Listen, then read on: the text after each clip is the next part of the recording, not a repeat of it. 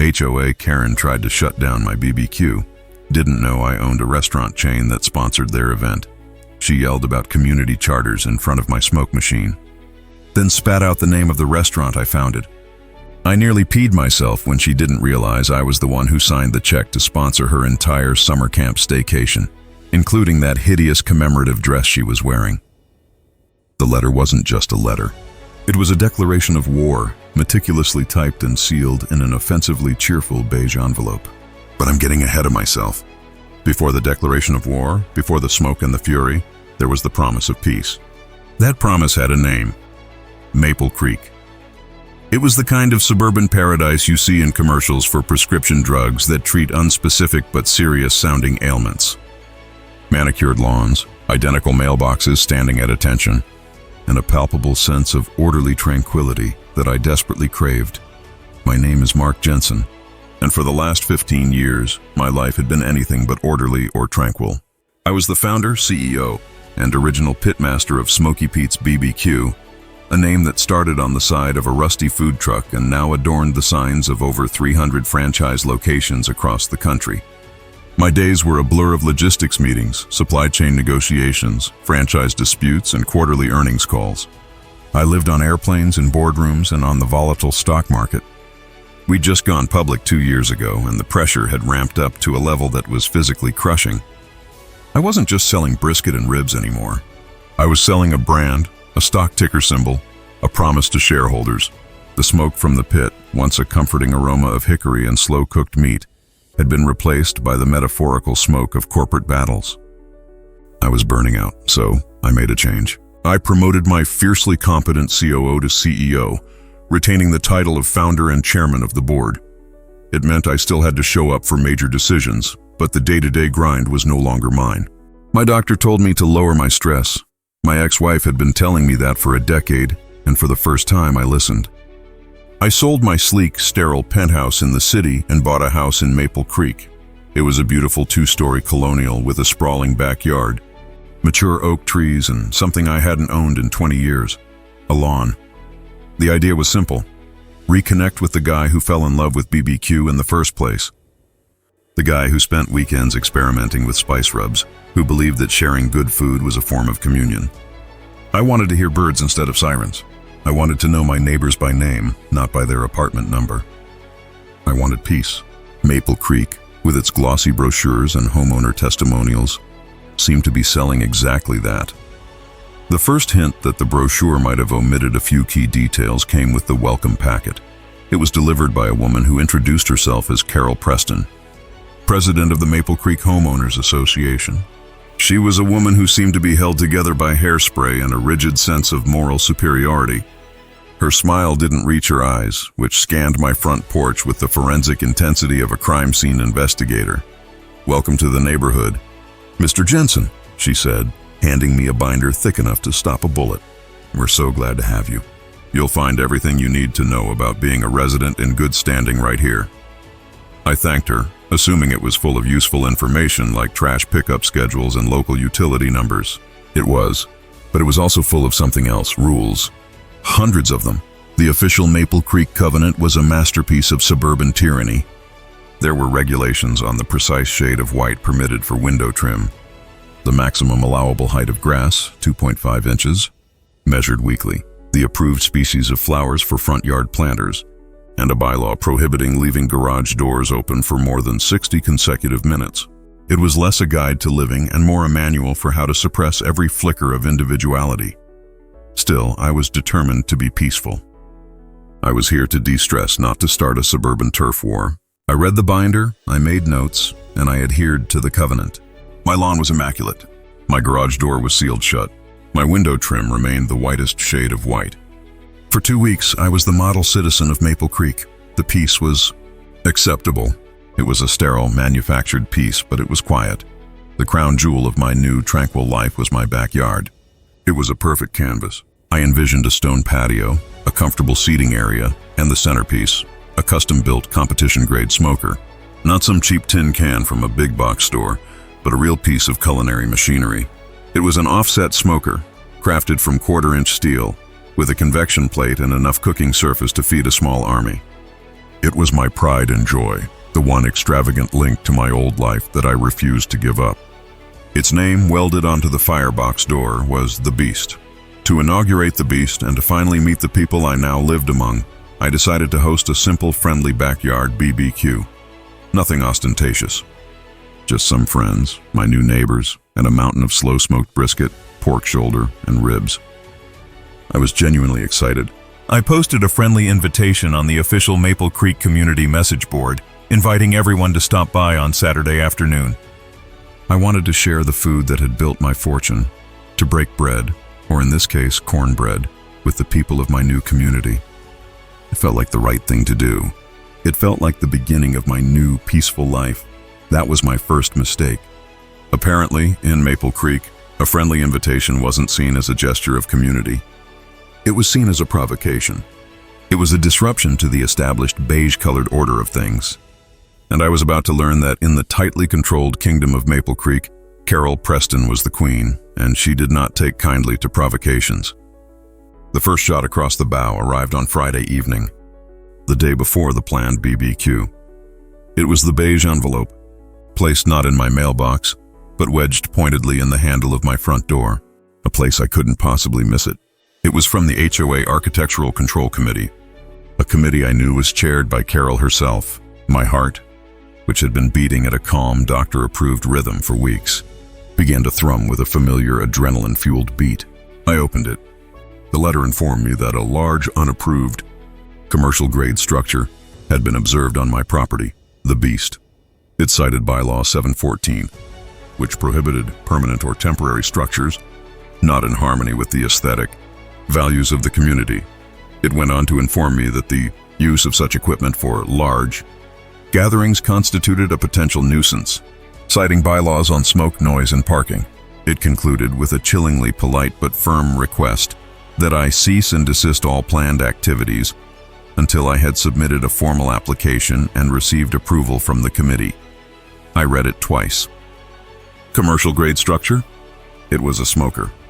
Aesthetic values? It was in my backyard, hidden behind a 6-foot privacy fence. This wasn't a friendly warning or a request for more information. The language was cold, legalistic, and absolute. This was a threat. This was the opening salvo. As I stood on my perfectly manicured lawn, holding the letter in my hand, I felt the tranquility of the past few weeks evaporate like morning dew in the Texas sun. The peace had been an illusion, a fragile veneer over a core of petty, absolute control. And I, by simply trying to share some barbecue with my neighbors, had just lit a match right next to it. The war had begun. I stood there on my porch, the beige envelope feeling heavier than a legal summons. Cease and desist. It was the kind of language I used in strongly worded letters to trademark infringers who tried to sell a Smoky Pete's knockoff sauce. It was corporate speak, a legal broadside. To see it deployed over a backyard smoker and some free brisket felt like bringing a bazooka to a water balloon fight. My first instinct was pure, unadulterated defiance. My inner CEO, the one I had just put out to pasture, sat up, cracked his knuckles, and said, "Oh, really?" But I took a deep breath, forcing the suburban Zen version of myself back to the surface. "Peace, Mark, you came here for peace." This was a misunderstanding. Carol Preston, despite her helmet of hairspray, was probably just a stressed-out volunteer trying to do a thankless job. She saw Smoky Pete's BBQ on the invitation. She saw the Beast in my backyard, and she put 2 and 2 together to get illegal catering business. She was wrong, but she was probably just being overzealous. All I had to do was talk to her. Reason would prevail. I folded the letter and tucked it into my back pocket. I still had the welcome packet binder on my kitchen counter. I flipped to the front, where the board of directors was listed. There it was, Carol Preston, President, with a phone number and an address just 2 streets over on Sycamore Lane. I wasn't going to call. A cease and desist letter deserved a face-to-face response. This was a classic management technique. Never let a conflict fester over email or text. Handle it directly. I walked over to Sycamore Lane. The houses were, if possible, even more immaculate. The lawns looked less mowed and more like they had been given a military-grade buzz cut. I found Carol's house.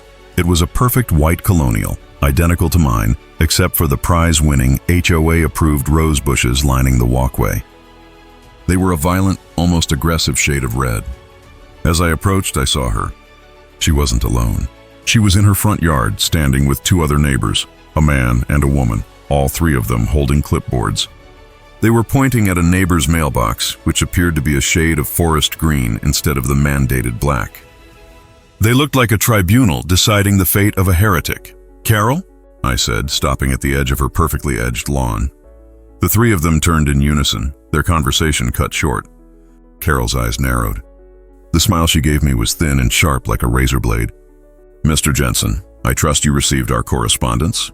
"I did," I said, holding up my hands in a gesture of non-aggression. "And I think there's been a bit of a misunderstanding. I'm not running a business out of my backyard, Carol. That smoker is my personal property. It's a hobby." The man with her, a tall, gaunt man with a face like a sour lemon, scoffed. "A hobby?" he said, his voice dripping with condescension. "That hobby looks like it could feed a regiment." "That's the idea," I smiled, trying to keep it friendly. "I'm inviting the neighborhood. You're all welcome, of course. It's just a friendly get-together. The Smoky Pete's on the invite is just me being cute. It's my old nickname." Carol stepped forward, crossing her arms. Her eyes flicked from me to my 2-street-over house, as if she could see the smoke already wafting over her precious neighborhood. "Mr. Jensen, the bylaws are clear. Bylaw 714, Aesthetic Harmony, and Bylaw 902, Nuisance Activities. We have received preliminary complaints." I blinked. "Preliminary complaints? About what?" "I haven't even lit it yet." "About the intent," the woman with the clipboard said, her voice a high-pitched whine. "The smell of barbecue is very pervasive. My husband has a sensitive palate. I was losing my suburban zen." "It's barbecue. It's what you're supposed to smell. It smells good." "That is a matter of opinion," Carol said flatly. "The fact is, your hobby unit is not an approved backyard structure, and your friendly get-together is an unpermitted event. We have rules about parking, noise levels, and smoke. You can't just decide to open a restaurant on a Saturday." This was a new level of willful misunderstanding. "I am not opening a restaurant." "I am a resident," I stressed, "inviting other residents to my home." "This is America, right?" "I'm allowed to have friends over and grill some food." Carol's smile vanished completely. "This isn't America, Mr. Jensen. This is the Maple Creek Homeowners Association. We have standards. We are a covenanted community, which you agreed to when you bought your home. The rules protect our property values. Your activity threatens those values." She tapped her clipboard. "I'm afraid the letter stands. If you proceed with this event, you will be in violation. The first fine is $500. The second is $1,000 per day until the nuisance is abated, and we will place a lien on your property if it comes to that." The air crackled. The other two neighbors looked at me with a mixture of pity and smug satisfaction. This was their entertainment. They were watching the new guy get put in his place. The CEO in my head, the one I'd tried to silence, was now standing up and screaming. Place a lien? Over a brisket? This wasn't about a smoker. This wasn't about parking. This was about power. This was a petty tyrant who had just drawn a line in her perfect HOA-approved grass, and she expected me to kneel. "A lien, you say?" I said, my voice dropping. The forced friendliness was gone. "Over a barbecue?" "We take our bylaws very seriously," Carol said, puffing up with self-importance. "Now, if you'll excuse us, we have an unapproved mailbox to document." She turned her back on me. That was the final insult, the dismissal. I stood there for a moment, the blood roaring in my ears. I looked at the three of them, huddling over the mailbox, scribbling on their clipboards like they were writing a prescription for the downfall of civilization. I walked away. My strides were no longer leisurely. They were the long, purposeful strides of a man on a mission. The peaceful retiree was gone, vaporized by the heat of Carol Preston's arrogance. The guy who just wanted to grill was gone. What remained was Mark Jensen, founder and chairman of Smoky Pete's BBQ, a man who had built an empire from smoke and meat, who had stared down hedge fund managers and ruthless competitors. And I had just been told I couldn't cook in my own backyard by a woman with a clipboard. I got back to my house. The beige envelope was still in my pocket. I took it out, walked into my kitchen, and smoothed it out on the counter. Cease and desist. Fines. Lien. I looked out the window at the beast, standing silent and proud in my backyard. It was a beautiful piece of machinery. I thought about the 150 pounds of prime-grade brisket and heritage pork shoulder I had, sitting in my commercial-grade refrigerators inside. I thought about the 20-year-old hickory logs I had stacked, perfectly seasoned. Carol Preston had made one fatal error. She had picked a fight, but she hadn't bothered to learn a single thing about her opponent. She had no idea who I was. She thought she was swatting at a fly, but she had just poked a bear. No, she had just tried to tell a dragon he couldn't breathe fire. The BBQ was on, but it was no longer a friendly get-together.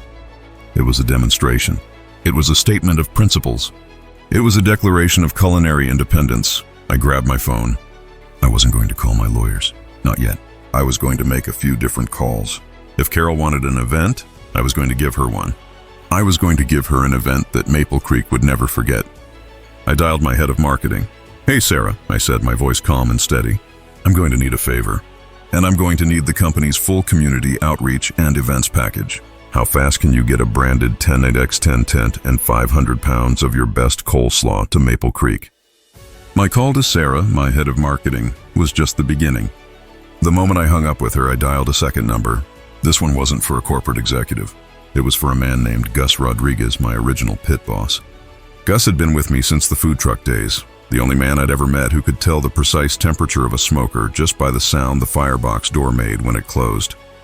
He was now the head of our culinary R&D division, a high-paying gig that mostly involved him getting to play with the most expensive toys in the barbecue world.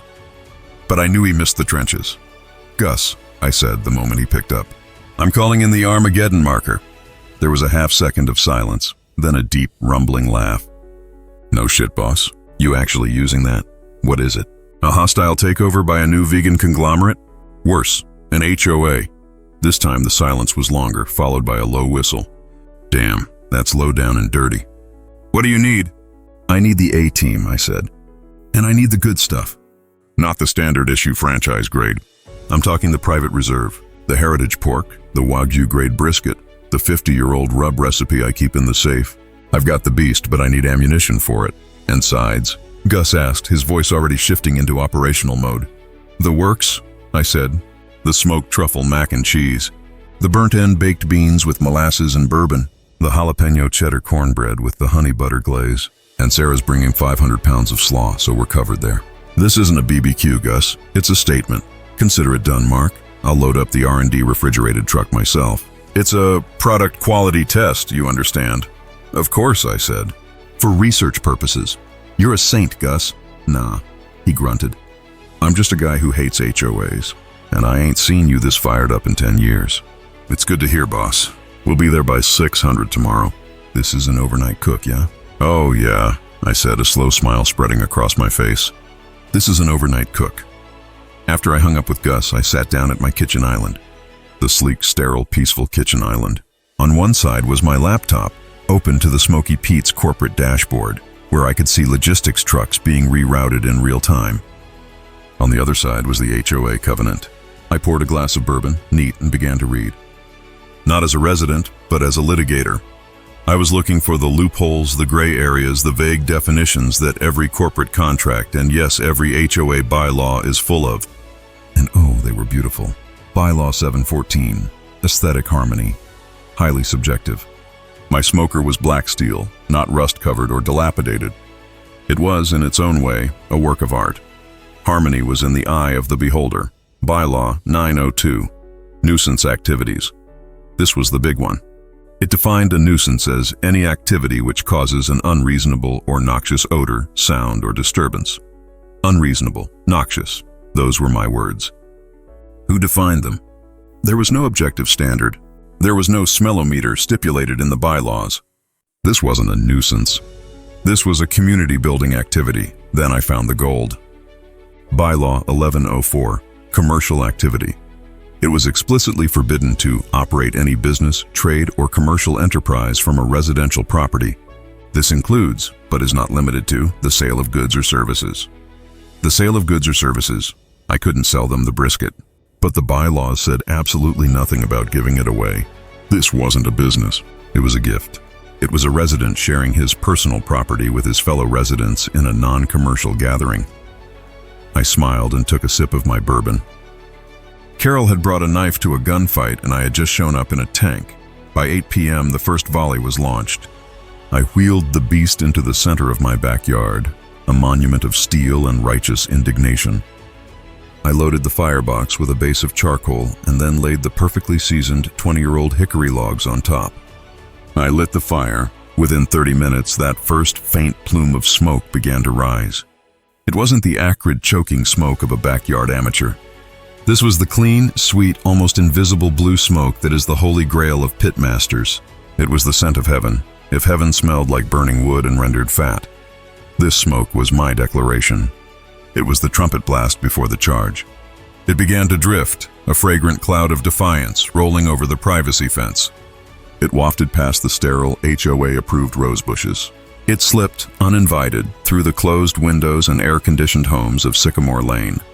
It crept across the perfectly edged lawns and over the identical black mailboxes. It was, in a word, glorious. I sat in a lawn chair, a beer in hand, tending the fire as the temperature in the beast slowly climbed to a perfect 225 degrees. I heard the first signs of disruption. A dog that usually barked at 8:05 p.m. was silent, replaced by a confused woof. A power walker who usually sped past my house like a machine slowed, turned, and stopped. I saw her lift her nose to the air, her face a mask of profound, primal confusion. It was the scent of real food, in a neighborhood that subsisted on kale smoothies and beige-colored casseroles. Then, exactly as I had predicted, the real enemy appeared. A white Lexus SUV, the official chariot of the suburban tyrant, screeched to a halt in front of my house. The door slammed, and there was Carol Preston, her face illuminated in the glow of her smartphone. She was in a silk bathrobe, the first crack I had ever seen in her armor of perfect pressed tweed suits. Her hair was slightly askew. The smoke had reached her. She was marching up my walkway, her phone to her ear. "Yes, I'm at 412 Chestnut Drive right now." She spat into the phone. "There is a plume."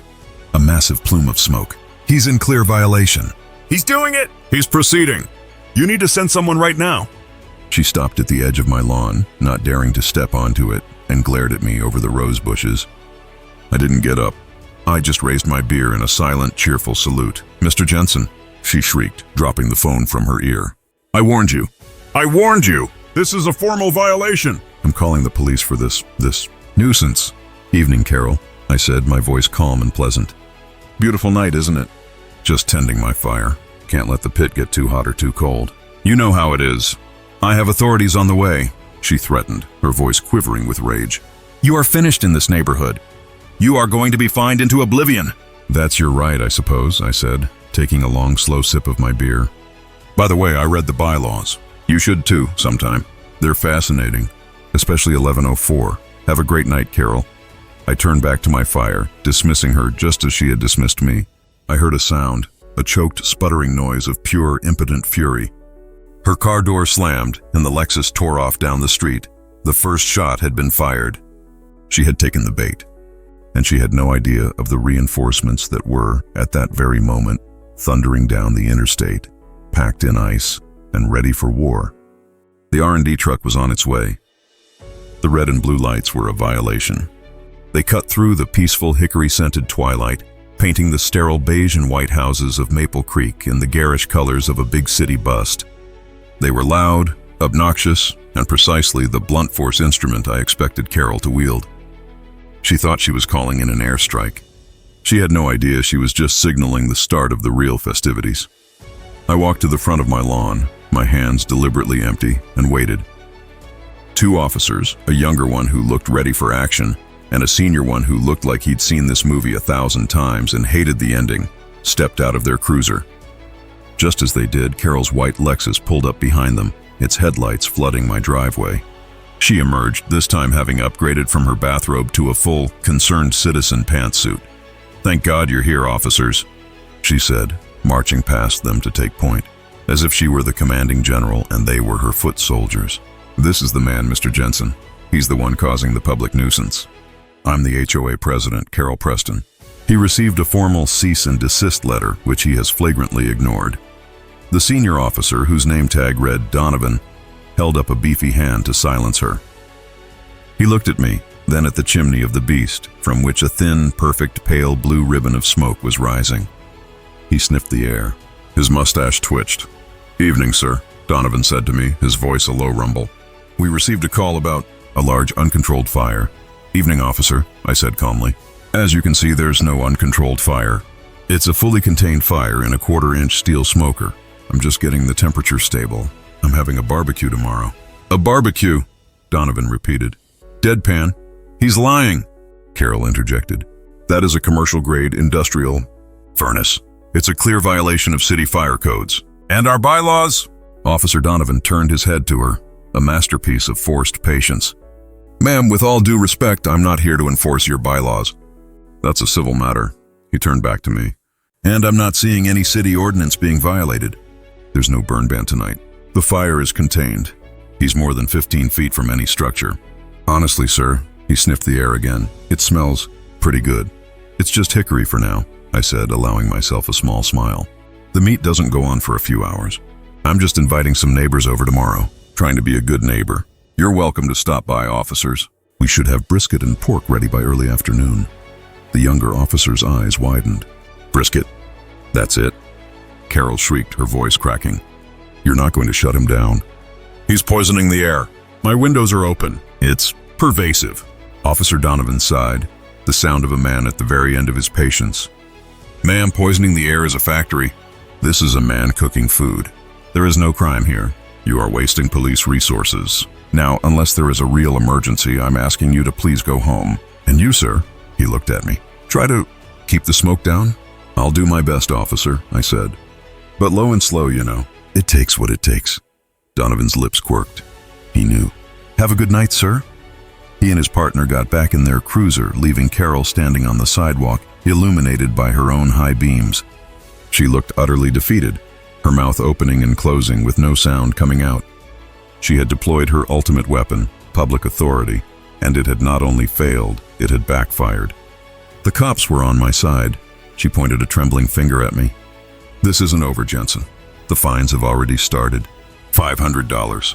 As of 8 p.m., you'll be hearing from our attorneys." She spun around, got in her Lexus, and peeled out. The sound of her tires a satisfying squeal of defeat in the quiet night. I watched her go, then turned and walked back to the beast. The temperature was holding at a perfect 225 degrees. I settled into my chair for the long haul. Tending a fire like this is a meditative act. You don't just sit. You listen. You watch. You become part of the process. I dozed. I woke. I added a log. I adjusted a vent. I watched the stars over Maple Creek, the quiet broken only by the gentle hiss of the fire. The peace was broken at exactly 5 on the M. Not by sirens, but by the equally welcome sound of a heavy-duty diesel engine idling. A large, sleek, refrigerated box truck painted a neutral, nondescript gray with only a tiny Smoky Pete's R&D logo on the door had pulled silently up to my curb. The cab door opened and Gus Rodriguez hopped out. He was a mountain of a man, built like a fire hydrant, with a salt and pepper beard and the calm, confident eyes of a surgeon. "Boss," he grunted, walking up the drive. He sniffed the air. "You're running a little hot." "About 2 degrees. I was waiting for you to fix it," I said, grinning. We shook hands. "The A-team is in the back," he said. "They're new, but they're good." 2 younger people in black Smoky Pete's R&D chef's jackets hopped out of the back and began to unload, moving with the silent, efficient energy of a spec ops team.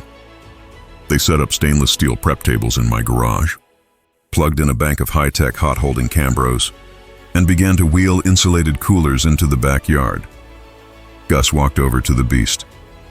"She's a beauty," he said, patting the firebox. "All right, let's load her up." He and I opened the main cooler. It was like a pirate's treasure chest. Inside, packed in ice, were the 150 pounds of meat I'd requested, but not just any meat.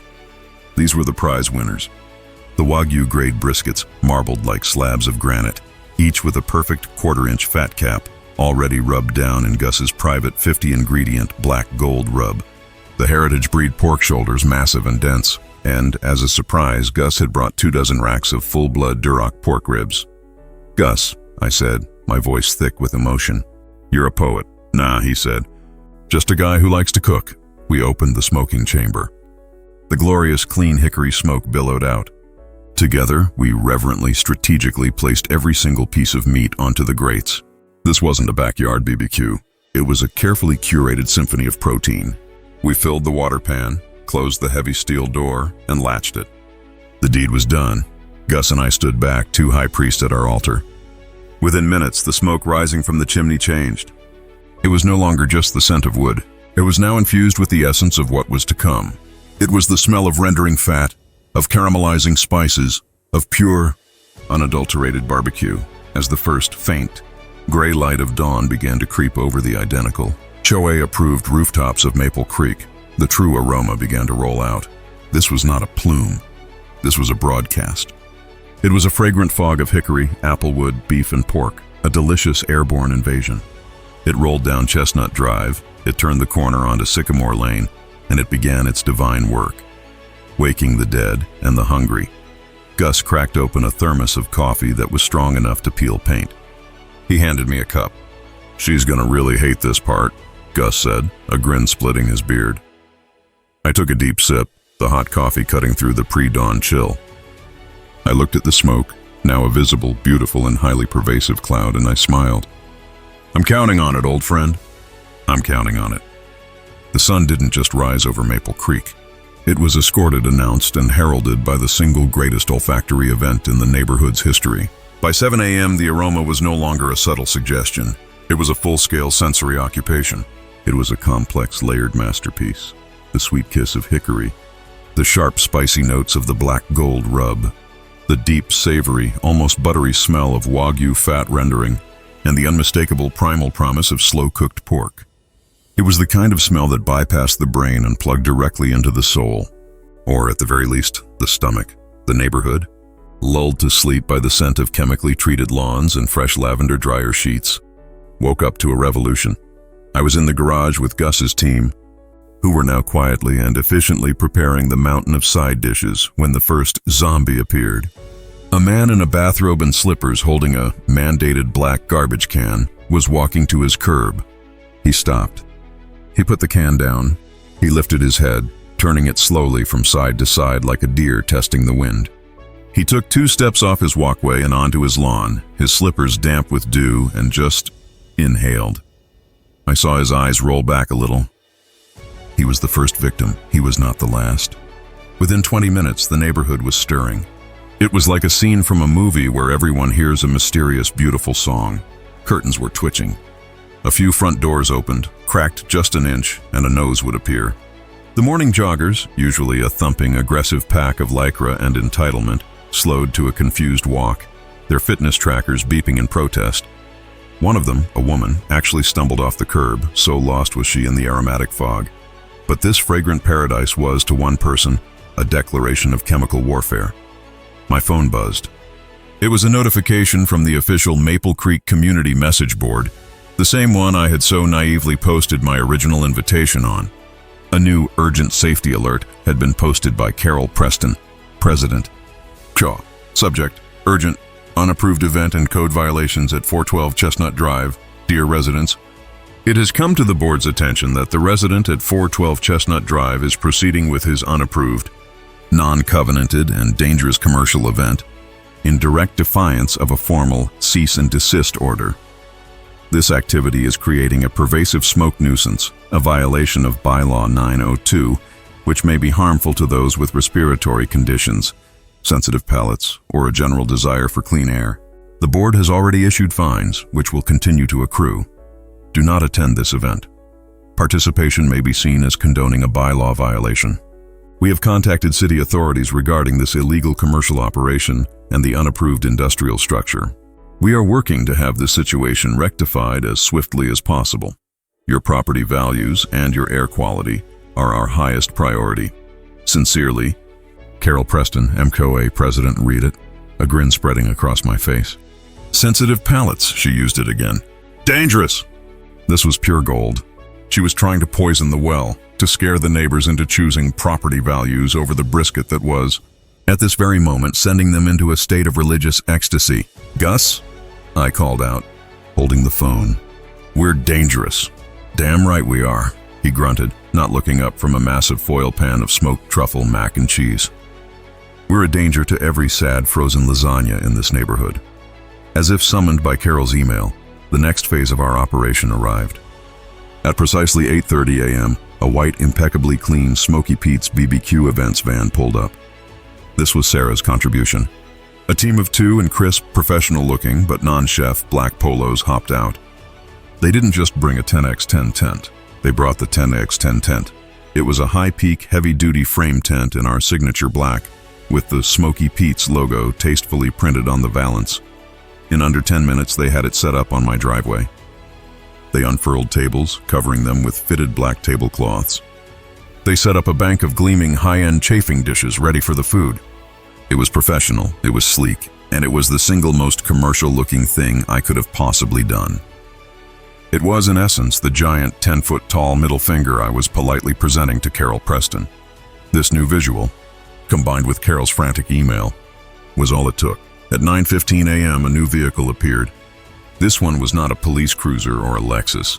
It was a white, city-issued sedan with the official seal of the municipal code enforcement on the door. A man I'd never seen before, with a clipboard, a laminated ID on a lanyard, and the soulless eyes of a man who lives to measure the distance between a fence and a property line, stepped out. Carol's Lexus pulled up right behind him. She was out of her car before he'd even closed his door, her face a mask of smug, vindicated triumph. She had found the right authority. She had brought a real weapon. "Inspector," she said, practically cooing as she marched up my driveway with him. "Thank you for coming so quickly." I'm Carol Preston, HOA President. As you can see, she gestured, her sweep encompassing the beast, the tent, the prep tables in my open garage. It's an illegal commercial operation. We have bylaws against this, of course, but he's also in clear violation of city zoning. He's running a restaurant. The inspector, a Mr. Grimes according to his ID, ignored her. He walked up to the tent, looked at the chafing dishes, and then walked over to the beast. He stared at it for a long, silent moment. He looked at me. "Sir, are you the property owner?" he asked, his voice flat. "I am," I said, stepping forward. "Mark Jensen, nice to meet you." I offered a hand. He didn't take it, just made a note on his clipboard. "Mr. Jensen, I've received a complaint that you are operating a commercial food enterprise from a residentially zoned property. You're aware that's a violation of City Ordinance 14B7. "I am aware of that ordinance, yes," I said as calmly as if he were asking for the time. "And what would you call this?" he asked, tapping his pen on his clipboard and gesturing to the entire setup. "I'd call it a private party," I said, my voice projecting just enough for the half-dozen neighbors who were now openly standing on their lawns to hear. "I've invited my neighbors over for a housewarming." "I'm not running a business. A private party?" Carol scoffed, unable to contain herself. "With that," she pointed at the beast, "and that?" She pointed at the branded tent. "He's the founder of Smoky Pete's BBQ. It's a national chain. This is a publicity stunt." The inspector's eyes flicked to me, a flicker of new interest. "Is that true, sir? You're with the Smoky Pete's company?" "I am," I said. "I'm the founder, but I'm also a resident. And this," I pointed to the tent, "is my personal party tent.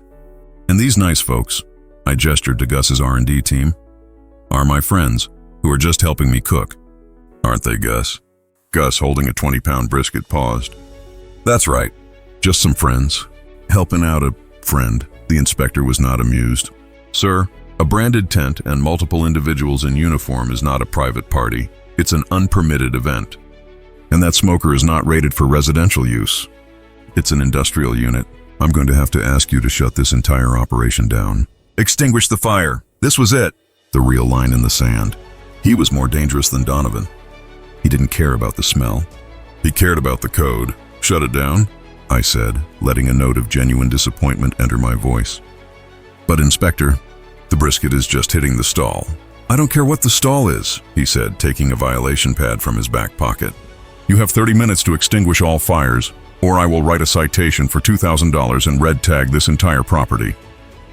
Carol Preston's face was a sunrise of pure, unadulterated joy. She had won. "Inspector," I said, my voice still calm, "before you do that, could I just ask you to look at one more thing? It'll only take a second. It's a scheduling matter." He sighed, annoyed. "What?" My head of marketing, Sarah, has it. "Sarah, could you show Inspector Grimes the scheduling permit?" Sarah, who had been standing silently by the events van, stepped forward. She wasn't holding a permit. She was holding a large, glossy, printed-out flyer. "He's not just holding a party, Inspector," Sarah said, her voice clear and professional. "He's the keynote host for the annual Maple Creek HOA Community Fun Day. We're just the food sponsors. We've been coordinating this with the HOA board for weeks." She handed the flyer to the inspector. His eyes went wide. I looked over his shoulder. The flyer read, "The Maple Creek HOA welcomes you. Annual Community Fun Day. Saturday, 1 p.m. Sponsored by Smoky Pete's BBQ." Carol Preston's face went from victorious sunrise to dead white ash. "What? What is that?" She stammered. I never approved. That's a fake, is it?" I said, feigning confusion. "Because your name is right here on the approval sheet, along with the rest of the board. Gregory, Tricia, oh, and you, Carol." I pointed to a name on a separate sheet that looked suspiciously like a list of signatures. Smoky Pete's is sponsoring the entire event. Food's free, of course, for the whole neighborhood. Just like you and I discussed. The inspector looked from the flyer to me to Carol. His face was a perfect mask of confusion. She just told me on the phone that," he began. "That she was excited?" I finished for him. "Oh, she's a kidder. A real firecracker, this one.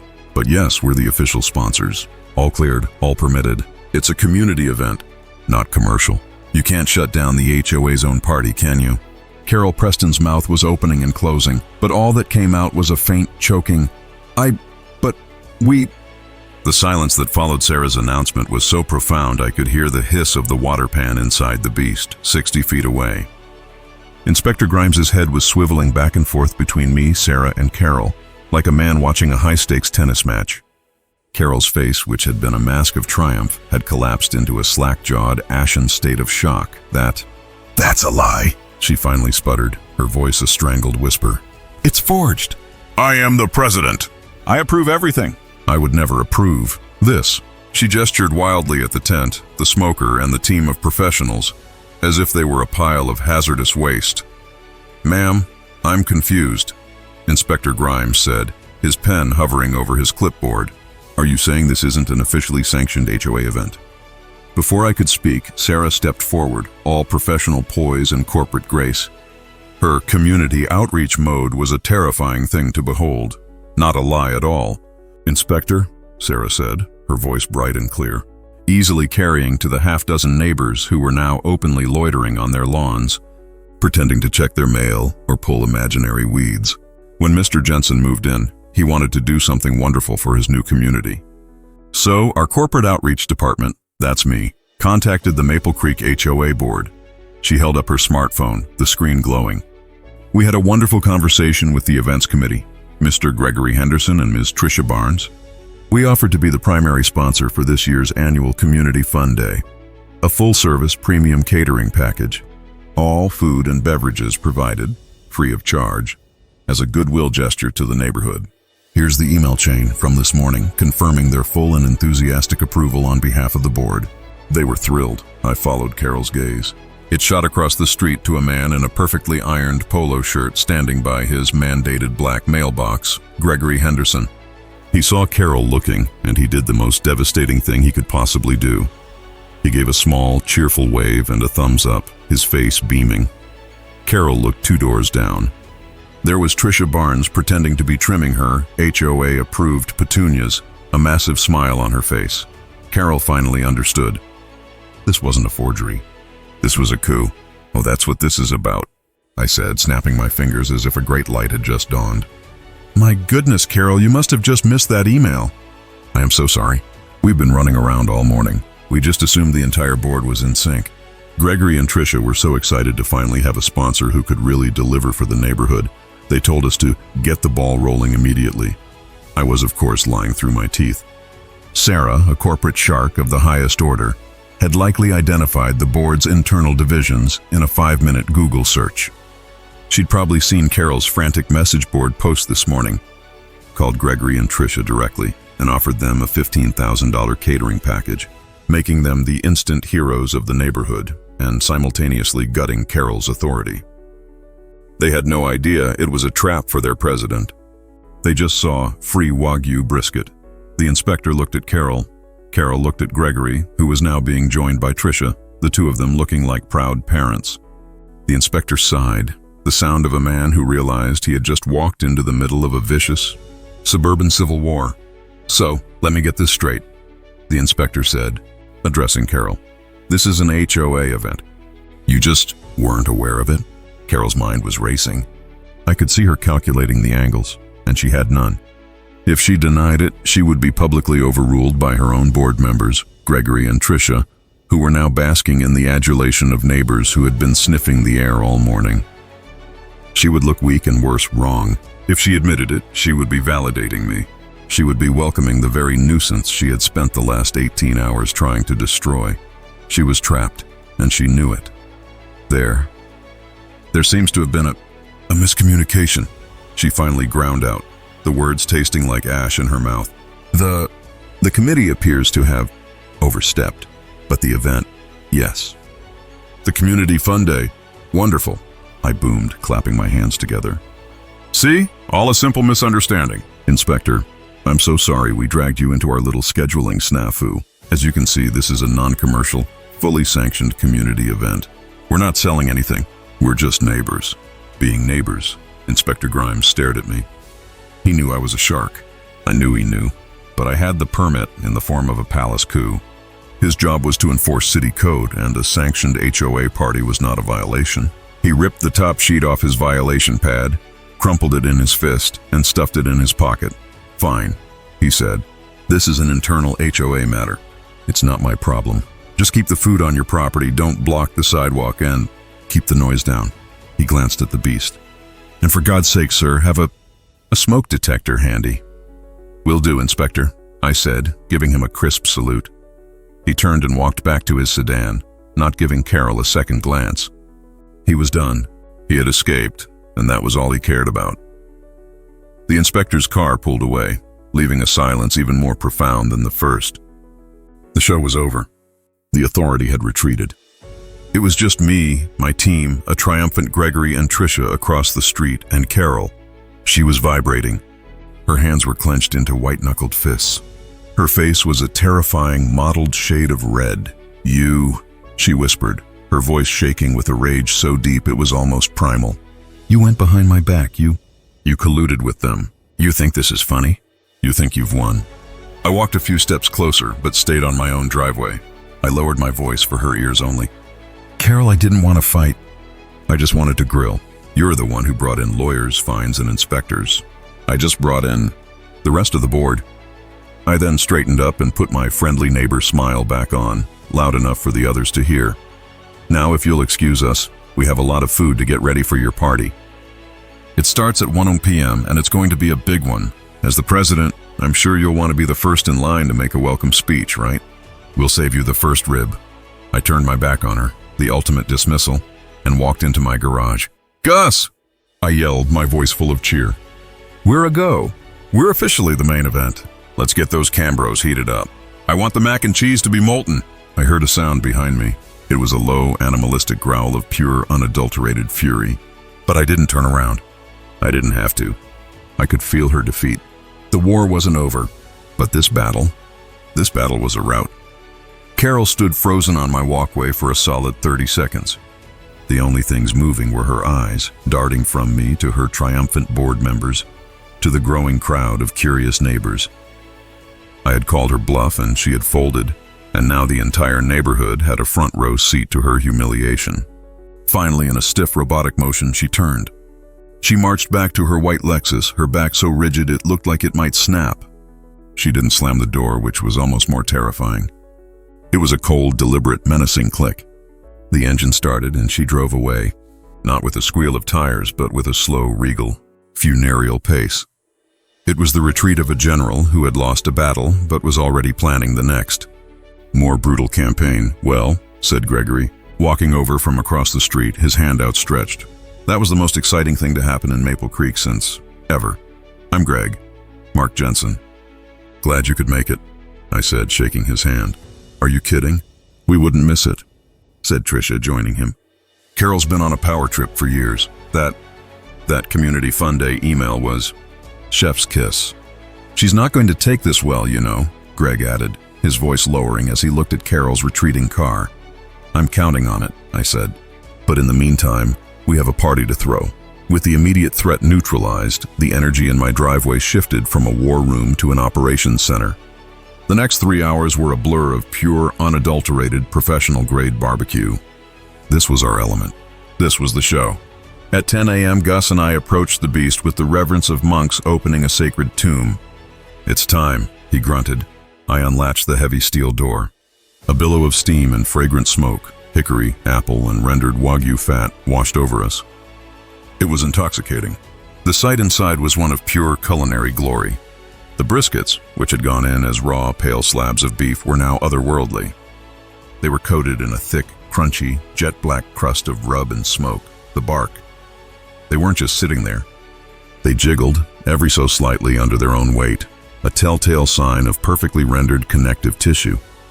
The pork shoulders had shrunk, the shoulder blade bone peeking out, a sign it was ready to slide out with zero resistance. "Sweet mother of pearl," Tricia whispered from the edge of the driveway, where she and a half-dozen other neighbors had formed a silent, reverent audience. Gus and I, using heavy-duty, heat-proof gloves, lifted the main attractions. We transported the briskets one by one to insulated high-tech Cambro hot boxes in the garage. This was the most crucial step, the one amateurs always skipped, the rest. They would sit in that insulated darkness for the next 2 hours, the juices that had been squeezed to the center of the meat slowly, gently redistributing, ensuring every slice would be a waterfall of flavor. You're not going to cut them?" one neighbor asked, his voice full of desperation. "You don't cut a brisket, son," Gus said, his voice gruff but not unkind. "You wait for it. Patience is the last ingredient." While the brisket rested, we handled the pork. We placed the massive shoulders in foil pans. I grabbed the blade bone of the first one, gave it a gentle twist, and it slid out perfectly clean, like a magic trick. The crowd of neighbors actually gasped. One of them applauded. Gus and his team, wearing specialized shredding claws, fell upon the pork, and in minutes what was once a solid mass of meat was a glistening, steaming pile of perfect pulled pork. The ribs, which had been cooking slower, were basted one last time with a tangy, vinegar-based glaze, wrapped, and returned to the smoker for their final hour. By 12:45 p.m. the stage was set. The chafing dishes on the black linen-covered tables were loaded and lit. The garage team had produced masterpieces, pans of molten gold mac and cheese, laced with smoked truffle and topped with a panko crust. A deep, dark vat of burnt-end baked beans, swimming in a molasses and bourbon sauce, and stacks of jalapeno cheddar cornbread next to a bowl of whipped honey butter. A tasteful, quiet sound system Sarah's team had brought was now playing a mix of laid-back blues and classic rock. The neighbors, no longer hesitant, were setting up folding chairs on my lawn. Gregory had organized a cooler brigade, and my driveway was now lined with coolers of beer, white wine, and soda, brought over from a dozen different houses. It wasn't my party anymore. It was our party. At 12:55 p.m., I re-emerged from the garage. This time, I was wearing a clean black chef's jacket with a small, discreet Smoky Pete's logo embroidered on the chest. I carried no clipboard. I carried a 14-inch razor-sharp brisket knife. "Gus," I said, "it's time." We retrieved the first brisket from the Cambro. We placed it on a massive wooden cutting board. The crowd on my lawn, which had grown to at least 40 people, went silent.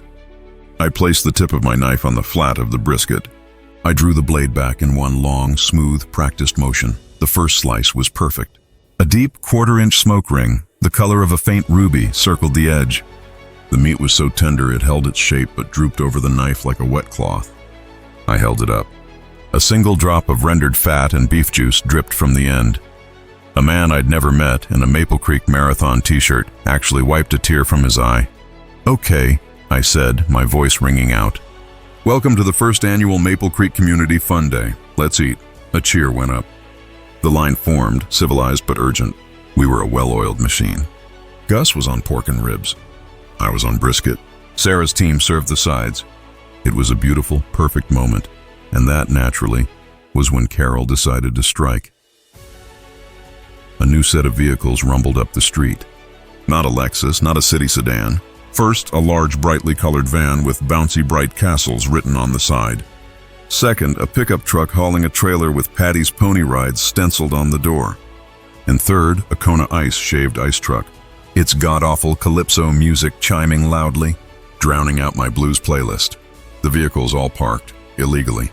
I might add, blocking a fire hydrant directly across the street from my house, on the community green. Carol's Lexus glided in behind them. She stepped out, no longer the defeated, enraged woman of the morning. She was wearing a different, brighter pantsuit, a vibrant, offensive yellow. She had a megaphone. She was smiling, a wide, terrifying plastic grin. She walked to the center of the green, flanked by a sad-looking pony and a deflated bounce house. "Attention, Maple Creek," she blared, her voice amplified, distorted, and scraping across the neighborhood. "The official Community Fun Day is now open. Thank you to our neighbor, Mr. Jensen, for providing the appetizers. Please bring your food over here to the official party zone. We have fun. We have games. We have ponies." She had done it. She couldn't shut me down. She couldn't beat me with authority. So, in a move of pure diabolical genius, she wasn't shutting me down. She was absorbing me. She was hijacking my party, reframing my triumphant feast as a mere pre-show for her main event. She had just demoted me from conquering hero to the help. The calypso music from the Kona ice truck was an auditory abomination. It was a tinny, repetitive 10-second loop of hot, hot, hot that scraped against the laid-back blues on my sound system. It was an act of sonic warfare, and combined with Carol's amplified squawk, it was a full-on sensory assault. I looked at Gus. He had a piece of brisket on his knife, and his hand was frozen in midair. He looked at the bouncy castle, then at the sad pony, then at Carol. "A bounce house," he said, his voice flat. "She brought a bounce house to a brisket fight." "It's a classic misdirection play, Gus," I said, wiping my hands on an apron. "She's trying to split the market. She's targeting the kid demographic, knowing the parents will follow." And she was right. I saw it happen. A father I'd just served, his plate piled high with a veritable mountain of meat, looked at his 6-year-old daughter. Her eyes were locked on the bouncy, bright castle. "Daddy, can we—" He looked at his plate. He looked at the bounce house. He looked at his wife, who was already mentally calculating the logistics. Go play!" Carol's megaphone blared as if sensing his hesitation. "The real party is on the green." With a sigh of profound regret, the father put a plastic lid on his food. "We'll be right back," he mumbled to me, and he and his family became the first to defect, walking the 20 yards across the street. Another family followed, then a third. They were all parents of young children, and the siren song of a bounce house, a pony, and free, terrible shaved ice was a pull too strong to ignore. My lawn, which had been a unified nation of barbecue, was now experiencing a schism. About a third of the crowd, maybe 20 people, had migrated. Carol was ecstatic. She was walking the perimeter of the green, her megaphone in hand, like a triumphant field marshal reviewing her captured territory. "That's right. Plenty of fun for everyone. Thank you all for coming to the official HOA Fun Day. We have games. We have prizes." Gregory and Tricia looked at me, a silent question in their eyes. What now? Carol had made a critical error. She had fought my food with distractions. She assumed my food was just food she didn't understand. This wasn't a snack. It was an experience, and the experience wasn't over. I turned to Gus and Sarah. "She's serving appetizers. She's serving distractions. It's time for the main course. Sarah, kill the blues." Sarah's eyes lit up. She knew what I meant.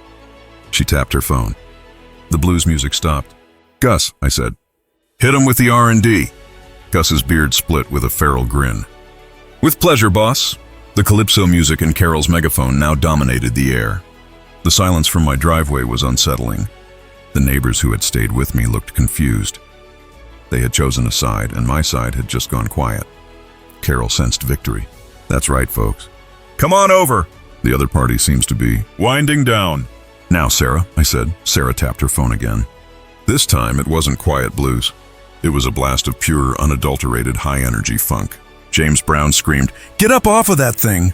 The speakers, which had been at a respectable volume 4, were now at a party starting 8. The tinny calypso music was instantly, laughably drowned. It was like a toy poodle yapping at a lion. Carol's head whipped around, her face a picture of stunned fury. But we were just getting started. The garage door, which had been partially closed, rumbled open, revealing Gus's 2 R&D chefs. They weren't serving from chafing dishes. They were walking out with massive silver trays, steam rolling off them. "Gus," I commanded. "What's for dessert?" "Friends," Gus roared, his pitmaster voice needing no megaphone. "We're glad you enjoyed the smoke. But we're not done. He held up a small foil-wrapped object. Smoky Pete's bacon bombs. One of the R&D chefs was right behind him with a tray. They were bacon-wrapped, cream cheese-stuffed jalapenos, smoked for an hour until the bacon was crisp and the cheese was molten. They were bite-sized, portable, and utterly addictive. The chef began walking the lawn, handing them out. The first man to eat one, the guy who had cried at the brisket, simply closed his eyes and sank to his knees. And for dessert, Gus bellowed, picking up a tray himself. This was his masterpiece. It was a smoked bread pudding, made with brioche, a creme brulee custard base, and smoked for 30 minutes to infuse it with a light kiss of applewood. It was served in small cups, warm and drizzled with a hot bourbon caramel sauce. It was a nuclear-grade flavor bomb. Gus and his team fanned out. They didn't just serve from the tent. They walked the lawn. They personally delivered this new, unexpected wave of deliciousness to every single person. Then I led the charge.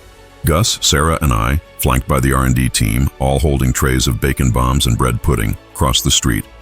We walked right onto Carol's official party on the green. The dad who was holding the rein of the saddest pony on earth looked up as I approached. "Sir," I said, "you look like you need a bacon bomb." He took it, bit into it. His eyes went wide. The kids in the bounce house had stopped bouncing. They were hungry. The Kona ice had just made their teeth hurt. They saw their parents eating new food. A little girl, her face painted with a terrible smudged butterfly, ran up to her mom, who was eating the bread pudding. "What's that?" Her mom gave her a small bite. The girl's face exploded with joy. "I want that." Not shaved ice! I want the hot pudding. A single cry became a chorus. The bounce house emptied. The line for the pony, which had been 2 kids deep, evaporated. The Kona ice truck operator, seeing his business gone, shut his window with a sad thud. We hadn't just fought back. We had launched a full-scale, delicious invasion of her territory. Carol stood, her megaphone held uselessly at her side. Her party, her official party, was in ruins. All the family she had poached, all the kids, and even the bored-looking pony ride operator were now surrounding us, on her grass, grabbing the last of the bread, pudding, and bacon. Gregory and Tricia were now directing traffic, helping my team serve. They were officially on my side. I walked back to my driveway, the empty tray in my hand. The crowd followed, a massive, unified throng flowing from the green back to my lawn, which was now the undeniable, undisputed center of the Maple Creek universe. Carol was left alone, utterly alone in the middle of the community green. Her megaphone was silent. The calypso music was off. All that remained was a half-inflated bounce house. The operator had started packing up, a sad pony, and her. The look on her face wasn't rage. It wasn't defeat. It was the cold, quiet, calculating look of a woman who had just realized she'd brought a knife, then a bounce house, and was now facing a B-52. The war was not over. But this battle? It was a massacre, and she had just learned exactly who her enemy was. The party ended not with a bang, but with a collective, satisfied groan. By 6 p.m., my lawn was a scene of pure, blissful carnage. There were stacks of empty paper plates, pyramids of plastic cups, and a whole neighborhood of people sitting in lawn chairs, hands on their stomachs, smiling the vacant, happy smile of the truly well-fed. The funk music had given way to quiet, classic soul. The sun was setting, painting the identical beige and white houses in a warm, golden light. Gus and his R&D team were in full cleanup mode, operating with the same silent, military efficiency they'd used for cooking. The beast was empty, cooling under the oak trees. The branded tent was folded. The stainless steel tables were scrubbed and loaded back into the gray R&D truck. Gregory and Tricia were the last to leave. "Mark," Gregory said, shaking my hand with a new, profound respect, "I have lived here for 15 years.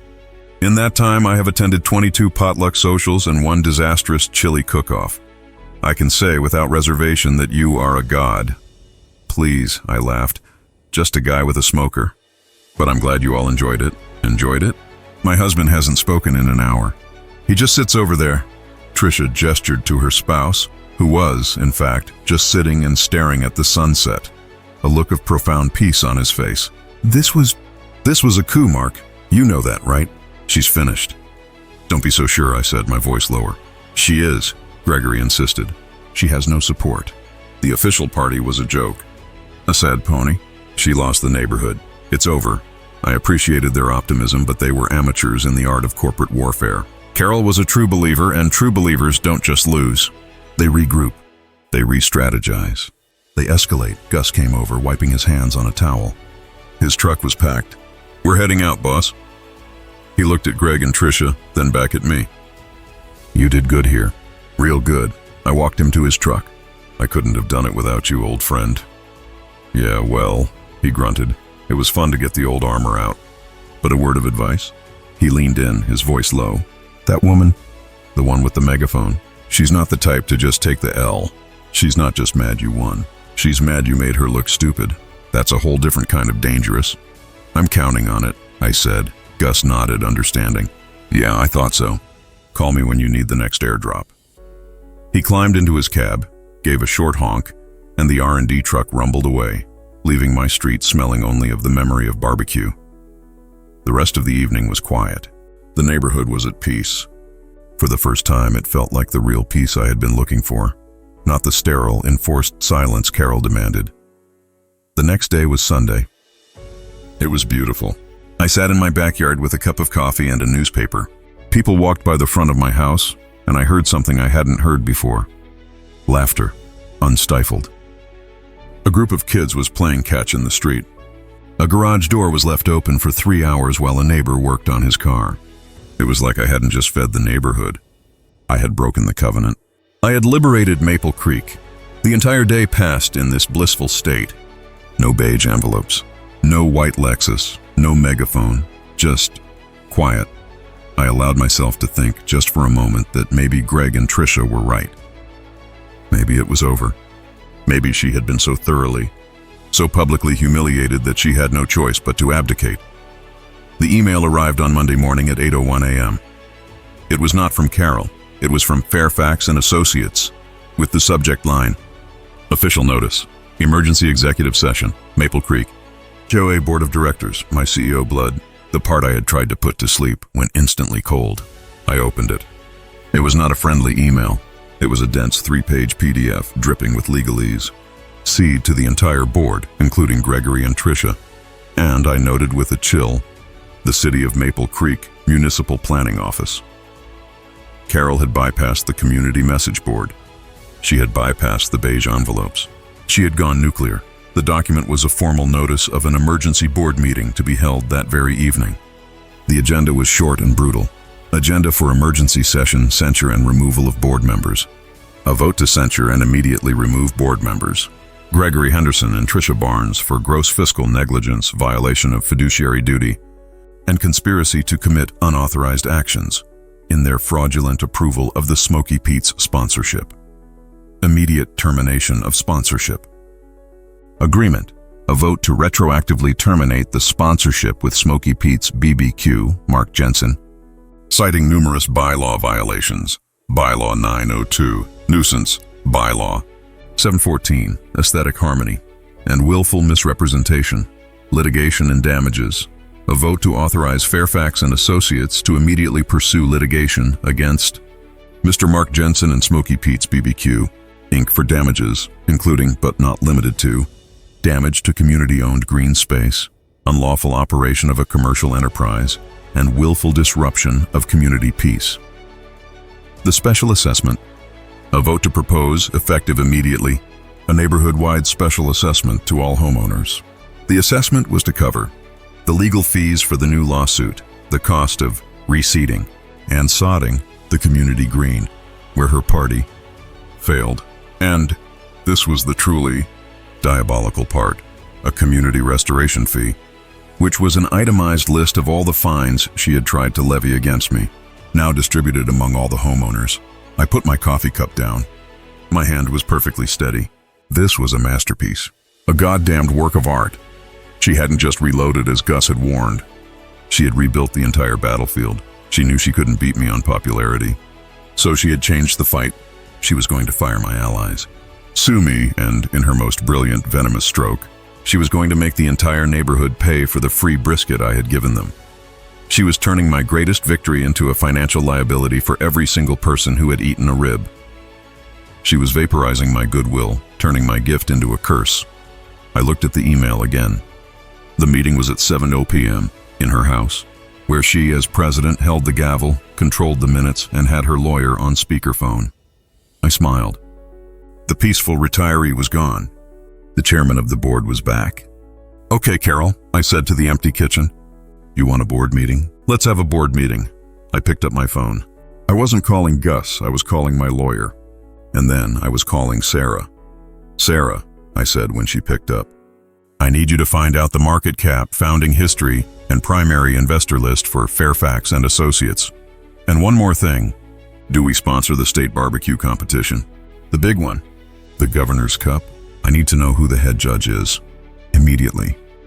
My first call was to my legal counsel. Not just a lawyer, but the lawyer, David Chen, head of corporate litigation for Smoky Pete's. A man who had once cross-examined a hedge fund manager so thoroughly that the man, allegedly, switched to decaf. I forwarded him the PDF from Fairfax and Associates. His callback was, as expected, immediate. "Mark," he said, and I could hear the smile in his voice. "I thought you were retiring. You've been in this neighborhood for 3 weeks and you've already triggered a hostile takeover bid. She's trying to fine the whole neighborhood for a party I threw. David, then she's using those fines to sue me." There was a rustle of paper. I'm reading the filing. This is sloppy. Genuinely, impressively sloppy. She's citing bylaws that are in direct violation of state condominium and property owner statutes. This special assessment to fund a lawsuit, it's a textbook breach of fiduciary duty. She's proposing to spend the association's money to pursue a personal vendetta. "I know," I said, "but she's got her own law firm. She's holding the meeting in her living room. She controls the board, or thinks she does." "Okay," David said, his voice shifting from amused to operational. "Here's what we do. First, I am drafting a cease and desist letter right now. It's addressed to Mr. Fairfax personally, CCing the entire State Bar Association, informing him that his firm is knowingly facilitating a breach of fiduciary duty. That'll get his attention. Second, her attempt to remove Gregory and Tricia with a snap vote. It's illegal. The bylaws. I read your covenant for fun, by the way.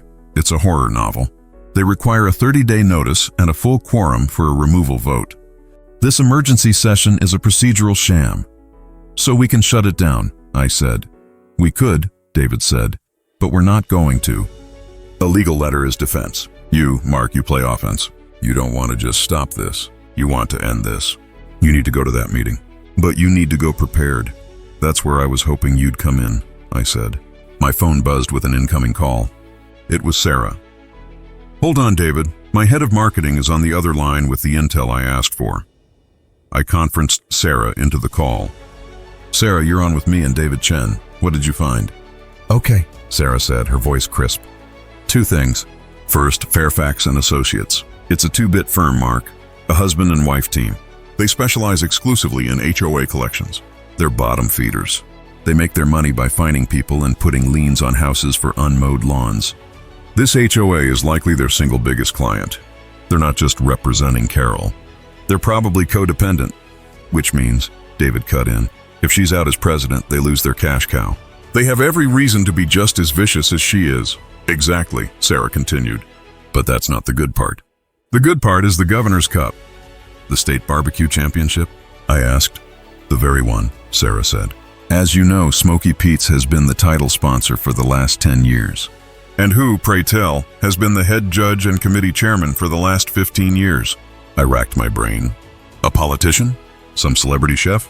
"No," Sarah said, and her voice was pure lethal-grade sugar. "A man who loves our ribs. A man who has built his entire public reputation on being a fair by-the-book arbiter of rules. A man named Arthur Fairfax." The silence on the line was beautiful. David Chen was the first to break it, with a low, appreciative whistle. "Her lawyer," I whispered, the pieces clicking into place. "The guy trying to sue me for my barbecue? Is the head judge of the barbecue championship I sponsor. He's not just the judge, Mark. He's a legend in the barbecue community. His entire identity is built on it. It's his passion project. And in 3 weeks, he's scheduled to be the keynote speaker at our big Smoky Pete's sponsors banquet." "Right before the competition," Sarah said. "Oh, Sarah," David said, his voice full of professional admiration. "You are a very, very scary woman." "I'm just a good marketer," she replied. So to summarize, Carol's lawyer is a small-timer whose entire passion in life is barbecue, and he is, almost certainly, completely unaware that the Mr. Jensen his client is screaming about is the Mr. Jensen who signs his checks for the governor's cup. Okay, I said, the plan forming, whole and complete in my mind. David, you're not just sending that letter. You're coming with me tonight, in person. Wear the expensive suit. It's a 2-hour drive, Mark. I'll send a car. And David, bring a copy of the Governor's Cup sponsorship agreement. This is blackmail, Mark, David said, sounding delighted. Polite, legal, corporate-level blackmail. I love it. It's not blackmail, David, I said. It's a conflict of interest discussion. Sarah, you're not coming, but you have one more job. The most important one. What is it? Carol is holding this meeting in secret. She's counting on my neighbors being ignorant. I want you to take that PDF, the one with the special assessment, and I want you to make it not secret. Post it on the community message board. Email it to every homeowner on the public roster. But don't just post the PDF. I want a summary in big red letters. Carol wants to fine you $500 for the free brisket you ate. Mark, Sarah said, that's like throwing gasoline on a fire. Exactly. Light it up. I'll see you at 6:45 p.m., David. I hung up the phone. My next call was to Gregory and Tricia. I went to their house. When I showed them the PDF, their faces went white. She's removing us? Tricia said, her voice trembling. She's trying, I said. She's trying to make you the villain so she can justify this. I pointed to the special assessment. She's not just coming for me. She's coming for you. And she's coming for everyone who ate my food. She's going to make this neighborhood pay for our party. We have to stop her, Gregory said, his face hardening. What do we do? We don't do anything, I said. We just let the neighborhood react. And then at 7 p.m. we walk into that meeting. All of us. At 6:15 p.m. my phone exploded. It was the notification from the community message board. Sarah's post was live. It was a thing of beauty. Subject urgent. Carol Preston's special assessment. You are being billed for the BBQ, dear neighbors. You may not be aware, but an emergency meeting has been called for tonight. The agenda? To remove Greg and Tricia from the board for approving our party, to sue me, Mark Jensen, to force every homeowner to pay a special assessment to cover her legal fees and the damages from our community fun day. Eases is trying to bill you for the free food you ate. The meeting is at her house, 9 p.m. See you there. Mark Jensen, 412 Chestnut Drive. At 6:45 p.m., a black town car, the kind that whispers expensive lawyer, glided to a stop in front of my house. David Chen stepped out looking like $1 million, his briefcase in hand. At 6:50 p.m., I met Gregory and Tricia at the end of my driveway. They looked terrified, but resolute. At 6:55 p.m., as the three of us began to walk down Chestnut Drive toward Sycamore Lane, a strange thing happened. A front door opened. The man who cried at the brisket stepped out. He nodded at me, and he fell and stepped behind us. Then another door opened. The couple with the kids in the bounce house. They joined too, then another, and another. By the time we turned the corner onto Sycamore Lane, it wasn't just me, David, Greg, and Tricia. It was a silent, angry mob of 20, 30, 40 homeowners. All of them had their phones out. All of them had read the email. Carol Preston had called an emergency executive session. I was bringing her a revolution. Carol Preston's house was a monument to beige. The carpet was beige. The walls were a slightly different shade of beige. The sofas, which were encased in clear plastic, were a third, horrifying shade of beige.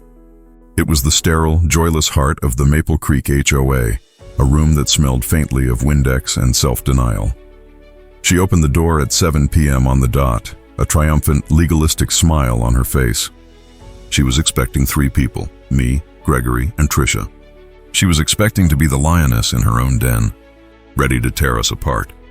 She was not expecting the 47 homeowners standing behind us, a silent, grim-faced jury that filled her walkway, spilled onto her perfect lawn, and stretched back to the sidewalk.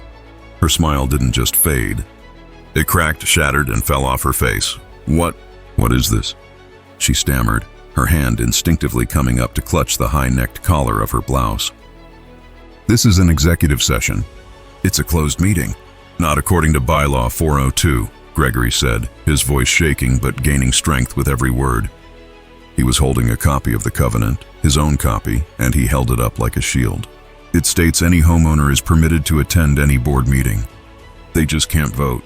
And we're all very interested in the special assessment. A man in the front of the crowd, the one who had cried at the brisket, held up his phone, displaying Sarah's email. "I've got a question about the community restoration fee," he said, his voice dangerously calm. Carol's eyes darted from face to face, seeing no allies, only the people she had tried to find. She was trapped. You can't all come in. There's no room." "That's fine," I said, my voice projecting so the people in the back could hear. "My counsel and I will come in. Greg and Tricia will come in. The rest of the neighborhood will just wait on your lawn. We'll leave the door open so everyone can hear, of course. For the sake of transparency, checkmate." She couldn't refuse. To do so would be to admit she was holding a secret meeting. And she couldn't have 40 angry neighbors loitering on her lawn. It was a violation of her own aesthetic harmony rules. Her face set into a mask of pure white-hot rage. "Fine," she spat. "Fine." She stepped aside. David Chen, in his immaculate suit, entered first. Then me, Greg, and Tricia. Carol left the front door wide open, and the crowd on the lawn surged forward just a few feet. A silent wave, all eyes and ears, their faces illuminated by the glow of their smartphones, many of which were now openly recording. Carol's living room was now a courtroom, and the jury was on the lawn. "Let's begin," she said, her voice tight.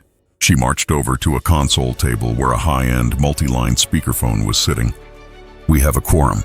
The meeting of the Maple Creek HOA is called to order. As you know from the agenda, our first item..."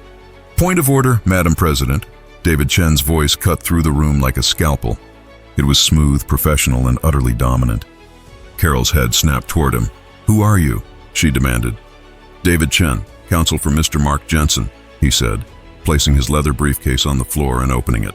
"I am here to represent my client, who is the named subject of Agenda Item 3, litigation and damages, and the victim of Agenda Item 4, special assessment. He is entitled to counsel. This is a private meeting. You have no..." "He is entitled, Ms. Preston," David said, his voice hardening just a fraction. "Under the same state statutes you're about to violate. But please, proceed. I'm very interested to hear from your legal counsel. Mr. Fairfax, I presume you're on the line." The speakerphone crackled. A gruff, annoyed, and self-important voice filled the room. "Yes, I'm here." "And who is this again, Chen?" "David Chen," David repeated. "Right," said the voice. "Look, let's cut through the pleasantries. Ms. Preston, I've reviewed the case. It's open and shut. This Mr. Jensen," he said my name with a sneer, "has committed multiple flagrant violations. The sponsorship defense is a sham, as Mr. Henderson and Ms. Barnes had no authority to unilaterally enter into such an agreement. Your case for damages, and for the immediate censure of the rogue board members, is sound.